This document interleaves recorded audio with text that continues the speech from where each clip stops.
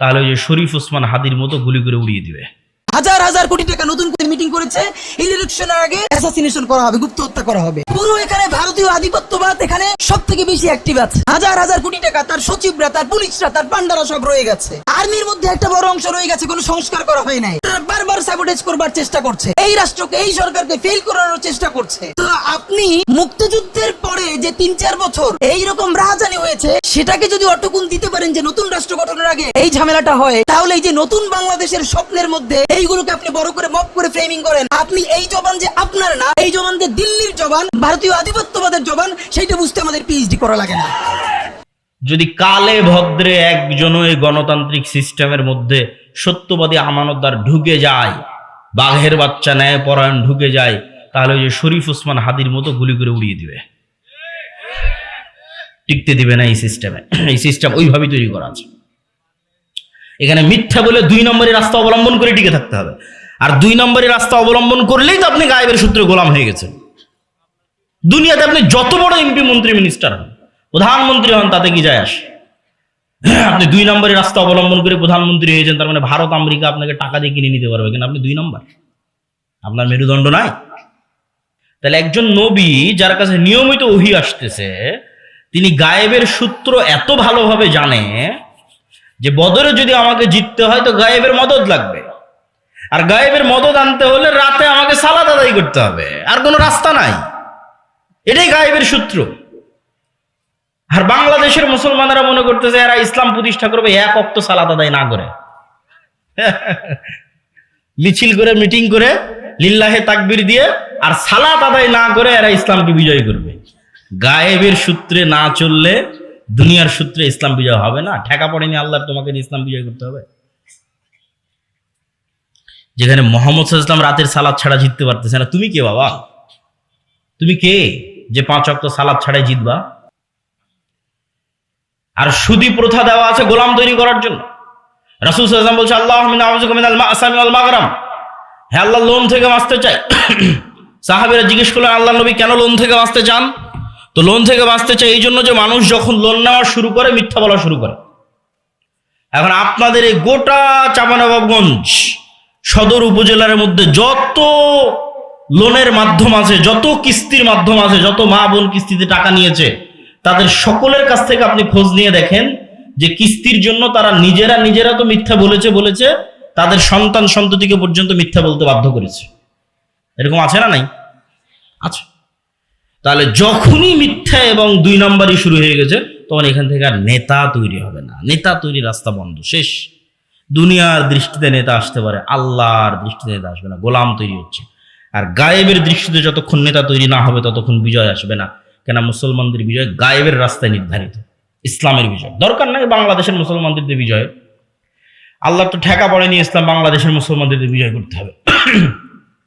ইউরিদুনা লিইউতফিউ নূরাল্লাহ আল্লাহু মুতিম্মু নূরিহি ওয়ালাউ কারিহাল কাফিরুন। ইসলাম আল্লাহর নূর, আর এই নূর সারা পৃথিবীতে প্রতিষ্ঠিত হবে। কাদের হাত দিয়ে? আল্লাহ কারো মুখাপেক্ষী নয়। আপনি যদি ওই শর্ত, গায়েবের মদদ পাওয়ার শর্ত পূরণ করতে না পারেন, আমেরিকার খ্রিস্টানদের আল্লাহ মুসলমান বানিয়ে দিবে, ইউরোপের, ইংল্যান্ডের খ্রিস্টানদের আল্লাহ মুসলমান বানিয়ে দিবে। গায়েবের মদদ পাওয়ার পূর্ব শর্ত পূরণ করতে হবে। পয়েন্ট নাম্বার 3, সৎ আমল। গায়েবের মদদ সৎ আমলে আসে। আর যেই বড় 2টা সৎ আমলে গায়েবের মদদ সবচেয়ে বেশি আসে, তার একটা রাতের সালাত আর একটা সকাল সন্ধ্যের জিকির। মুহাম্মদ সাল্লাল্লাহু আলাইহি সাল্লাম বদরের যুদ্ধে জিততে হবে, তাহলে আমরা ফুল স্টপ দিয়েছি যে মুসলমানদের বিজয় গায়েবী মদদ ছাড়া হয় না। তাহলে মুহাম্মদ সাল্লাল্লাহু আলাইহি সাল্লাম যদি বদরে জিততে চায়, তাহলে মুহাম্মদ সাল্লাল্লাহু আলাইহি সাল্লামের কিসের দরকার বলেন তো? গায়েবের মদদের দরকার। তো গায়েবের মদদ আসমান থেকে দুনিয়াতে টেনে আনতে রাতের সালাত আদায় করতে হবে। তো মুহাম্মদ সাল্লাল্লাহু আলাইহি সাল্লাম এমনি রাতের সালাত আদায় করে, কিন্তু বদরের আগের দিন এত লম্বা সালাত, আবু বকর রাদিয়াল্লাহু তাআলা আনহু পর্যন্ত ক্লান্ত হয়ে গেছে যে আল্লাহর নবী হয়েছে, বাস আর দরকার নাই। গায়েবের মদদ পাওয়ার পূর্ব শর্ত পূরণ করতে হবে। যে গায়েবের মদদ আসবে কোন রাস্তায়, তার পূর্ব শর্তই সৎ আমল। ফরজ আমল তো করতে হবেই, তার সাথে আরো অতিরিক্ত 2টা আমল লাগবে। গায়েবের মদত পাওয়ার জন্য একটা রাতের সালাত আর একটা সকাল সন্ধ্যার জিকির। সকাল সন্ধ্যার জিকিরের কথা আল্লাহ সুবহানাহু ওয়া তাআলা কোরআন মাজিদে বারবার বলেছে। ক্বাবলা তুলুইশ শামসি ক্বাবলাল গুরুব, সকাল সন্ধ্যা মানে মাগরিবের পরে নয়। সকাল সন্ধ্যা মানে ফজরের পর থেকে সূর্য ওঠা পর্যন্ত, আর সন্ধ্যা মানে আসরের পর থেকে নিয়ে সূর্য ডুবার আগ পর্যন্ত, এটা সন্ধ্যা। আর জিকির কেন পাওয়ারফুল? আওয়াজ সবচেয়ে পাওয়ারফুল। আল্লাহ কুন ফায়াকুন দিয়ে সমগ্র আসমান জমিন পৃথিবী সৃষ্টি করেছে। আওয়াজ, ইসরাফিলের বাঁশির আওয়াজ দিয়ে সমগ্র আসমান জমিন পৃথিবী ধ্বংস করে দিবে। আর এই যে কিছুক্ষণ আগেই তো শুনলেন যে সব তাসবিহ পাঠ করে, এগুলোর আওয়াজ হচ্ছে, আমরা শুনতে পাই আর শুনতে না পাই, সবগুলোর আওয়াজ হচ্ছে। আর এই যে কোরআন মুসলমানদের দেওয়া আল্লাহর সবচেয়ে বড় মুজিজা, মুসা আলাইহিস সালামের লাঠির চেয়ে পাওয়ারফুল, ঈসা আলাইহিস সালামের মৃতকে জীবিত করার চেয়ে পাওয়ারফুল, কেন এটা স্বয়ং আল্লাহর আওয়াজ। এই জন্য কোরআন শ্রেষ্ঠতম জিকির। তাহলে জিকির কি তৈরি করে? আওয়াজ তৈরি করে। এবং জিকির দোয়া করার চেয়ে শ্রেষ্ঠ। দোয়াতে মানুষের ব্যক্তিগত স্বার্থ থাকে অনেক সময়, আর জিকিরে কিছু থাকে না, শুধু আল্লাহর প্রশংসা, আল্লাহর বড়ত্ব, আল্লাহর মহত্ব। লা ইলাহা ইল্লাল্লাহু ওয়াহদাহু লা শারীকা লাহু লাহুল মুলকু ওয়া লাহুল হামদু ওয়া হুয়া আলা কুল্লি শাইইন কাদির। লা হাওলা ওয়া লা কুওয়াতা ইল্লা বিল্লাহ। সুবহানাল্লাহি ওয়া বিহামদিহি সুবহানাল্লাহিল আযীম। সব আল্লাহর বড়ত্ব, আল্লাহর মহত্ব। তাহলে জ্ঞান এবং শিক্ষা, যেটা আমাদের আজকে শেষ পয়েন্ট। আল্লাহ সুবহানাহু ওয়া তাআলা নিজে সবচেয়ে বেশি জ্ঞানী। আদম আলাইহিস সালাতু ওয়াস সালামকে জিন এবং ফেরেশতা দিয়ে সিজদা করানো হয়েছে। আদম আলাইহিস সালাম তাদের চেয়ে সবচেয়ে জ্ঞানী ছিলেন। তলুতকে যখন নেতা বানানো হয়, তখন তলুতকে আল্লাহ নেতা বানালেন দাউদ আলাইহিস সালামের যুগে, কেন তলুত জ্ঞানী ছিল। তো পৃথিবীর সিস্টেম তৈরি করা আছে, যে জ্ঞানী হবে সে ক্ষমতা পাবে। জ্ঞানী যদি ইহুদির সন্তানও হয় তো ইহুদি ক্ষমতা পাবে। জ্ঞানী যদি খ্রিস্টানের সন্তানও হয়, খ্রিস্টান ক্ষমতা পাবে। তাহলে একই সময়ে চাঁপাইনবাবগঞ্জের মুসলমানের যুবকেরা মদ, জুয়া, নেশা, বিড়ি, cigarette, free fire, PUBG, mobile, YouTube, অশ্লীল ভিডিও, যত সময় নষ্টের রাস্তা আছে সেগুলোতে সময় ব্যয় করতেছে। আর ওই একই সময়ে একটা ইহুদির ছেলে, একটা খ্রিস্টান ছেলে অক্সফোর্ড ক্যামব্রিজে বসে জ্ঞান চর্চা করতেছে। তখন আপনি বলেন আল্লাহর দৃষ্টিতে পৃথিবীর ক্ষমতা কে পাবে? মদখোর, জুয়াখোর, না জ্ঞানের চর্চা করছে যে সে? জ্ঞানের চর্চা যে করছে সে। আল্লাহ এই রুলস ব্রেক করবে না, এই রুলস আল্লাহ ভাঙবে না। আপনি যোগ্য হননি, যে আপনাকে আল্লাহর গায়েবে মদত পাওয়ার যোগ্য হতে হবে। তাহলে আপনি বিড়ি, সিগারেট, জুয়া, মদ, নেশা, ফ্রি ফায়ার, পাবজি সময় নষ্ট করে আপনি বলবেন আল্লাহ আমাকে কেন অমুক ধরে মারে, আমাকে কেন এরকম গোলামির জীবন দিলা? জি না, গোলামির জীবন তুমি নিজে আপন করে নিয়েছো। তাহলে গোলামির জীবন, জিঞ্জির ভাঙ্গার শেষ রাস্তা কি?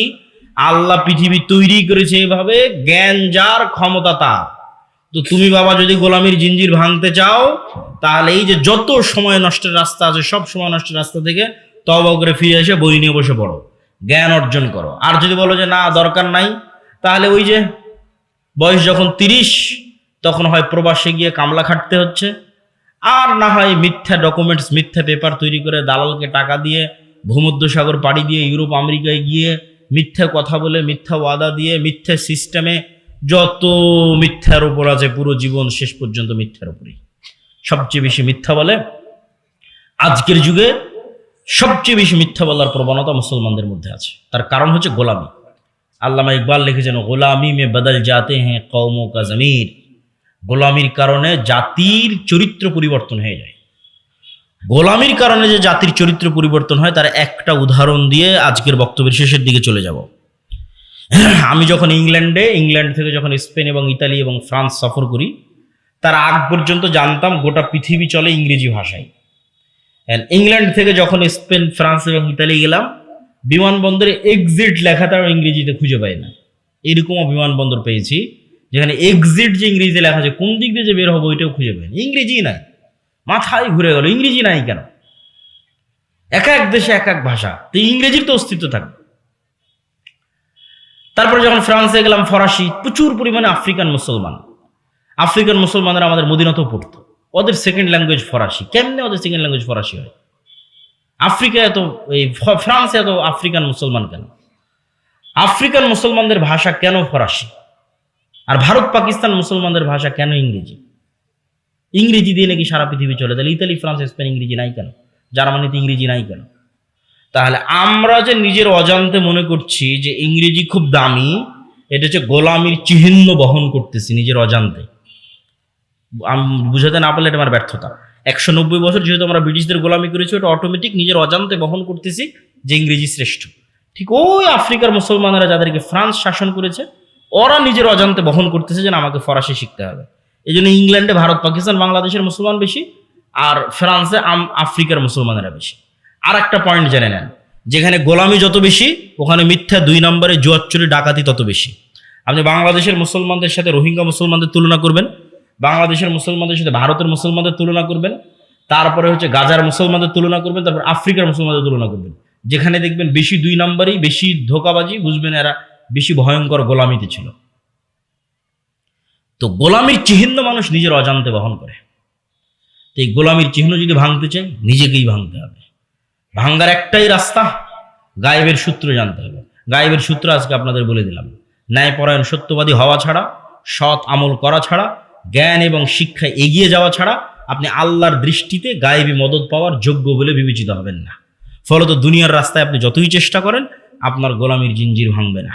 আল্লাহ সুবহানাহু ওয়া তাআলা আমাদের কবুল করুক, আল্লাহুম্মা আমিন। ন্যায়পরায়ণতা, সত্যবাদিতা, আমানতদারিতা, এটা হচ্ছে নেতৃত্বের বিকাশ। এই মোবাইলের অপর পিঠ আর এই পিঠ, এই পিঠ যদি গোলামি হয় তাহলে এই পিঠ নেতৃত্ব, এই পিঠ যদি নেতৃত্ব হয় এই পিঠ গোলামি। আমি আপনি গোলাম আছি মানে নেতা নই, নেতা হয়ে যাবো মানে গোলাম থাকবো না। তাহলে গায়েবের সূত্র অনুযায়ী নেতাকে, গায়েবের সূত্র অনুযায়ী নেতা সে যে সত্য বলে, আমানতদার, ন্যায়পরায়ণ, ধৈর্যশীল। প্রমাণ নবীদের জীবনী।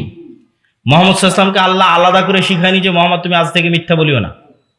সালাত শিখিয়েছে 52-53 বছর বয়সে, সিয়াম হজ শিখিয়েছে 53-54 বছর বয়সে, হিসাব আছে। আর ইমান বিল গায়েব শিখেছে শুধু 13 বছর যাবত মক্কায়, 40 বছর থেকে নিয়ে পুরো 13 বছর তাওহীদ শিখিয়েছে, সালাত সিয়াম হজ যাকাত নয়। আর বাকি 40 বছর জন্মগত সত্য বলে। কেন জন্মগত সত্য বলে এটা বুঝতে হবে। ইব্রাহিমের 2 সন্তান, ইসহাক, ইসমাইল। ইসমাইল আছে মক্কায়, ইসহাক আছে জেরুজালেমে।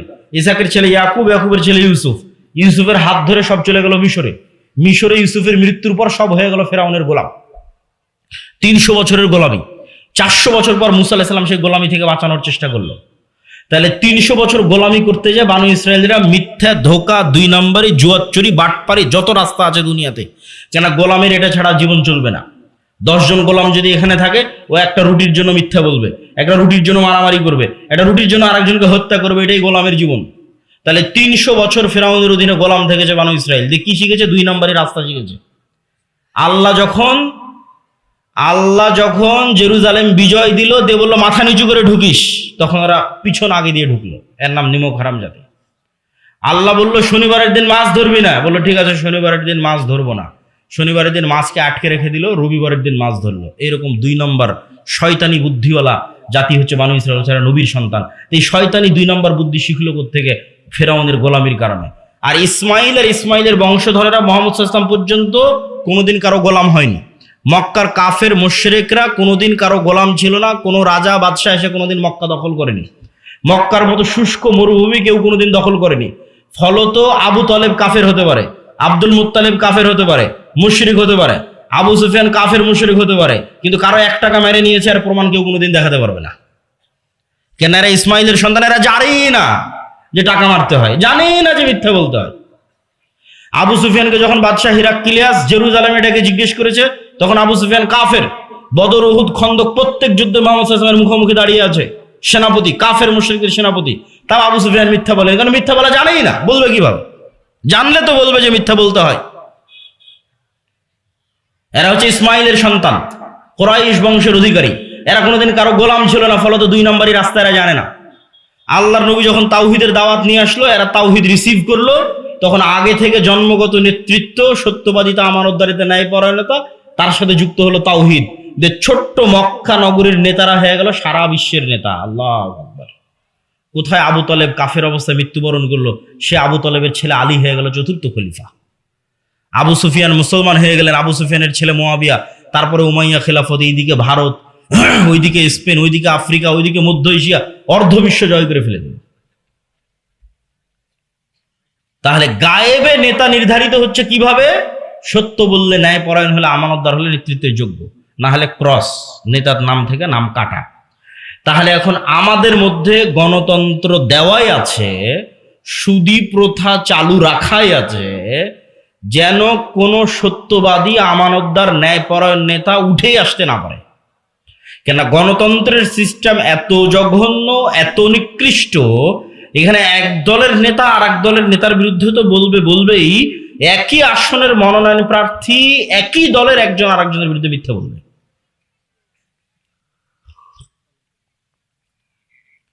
তাহলে ওই যে মিথ্যে বলে টাকা দিয়ে মনোনয়ন কিনে নেতা হচ্ছে, এমপি হচ্ছে, ও দুনিয়ার দৃষ্টিতে নেতা, গায়েবের দৃষ্টিতে কি? তো বলেন না যে কথা, গায়েবের দৃষ্টিতে কি? গোলাম। গায়েবের দৃষ্টিতে কি? জোরে বলেন, গায়েবের দৃষ্টিতে কি? আরো জোরে বলেন, গায়েবের দৃষ্টিতে কি? গোলাম।